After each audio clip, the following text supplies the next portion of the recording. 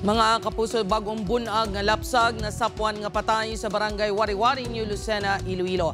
Iloy sini isa ka menor de edad. Si Julius Bilacaol nakatutok. Nagapangahoy sa sininga porsyon sa barangay Wari-Wari, New Lucena, Biyernes ang aga si Manong Liberato. Tigaylo nga kahoy. Patay nga lapsag ang natukiban sini sa bulig sa nga hinuptanan nga ido.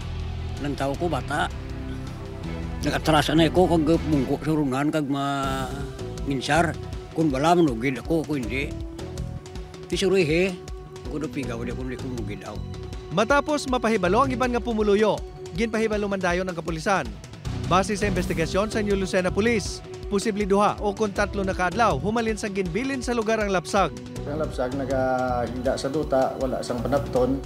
So may towel nga nag-ara sa iyang liog na nakahapin, and then ang iyang pusod wala pa mautod. Bangod na balahupa na ang pagkasapo sa lapsag. Biyernes ang hapon, gintugyan sang amay sini sa Municipal Social Welfare and Development Office ang Iloy sang lapsag nga isa ka menor de edad.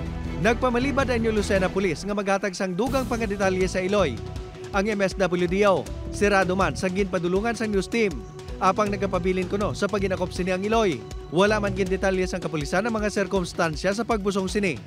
Amay na lang kuno sini ang iya kaupod sa balay. Wala man sang tawo sa balay sang ginpadulungan sa news team.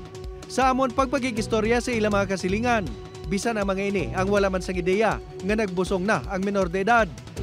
Ginatunaan pa sang otoridad kung nagkakadapat nga pasakanin ni sa reklamo. It depends sa DSWD, ang priority ni siyempre sa DSWD is to secure or is considered as a biktima ni siya kasi minor siya. Ang barangay handa man magbulig sa menor de edad apang magahulat ini sa panugyan sang MSWDO. Depende tagro sa MSWDO kung ano masarang na matugda ka naman kay sarang man mapulig kang barangay. Amula garo sundon ta. Sabado sang aga sanggin palubong sang LGU ang lapsag. Upod kay Cirilo Rendoque, Julius Bilacaol. 1. Western Visayas.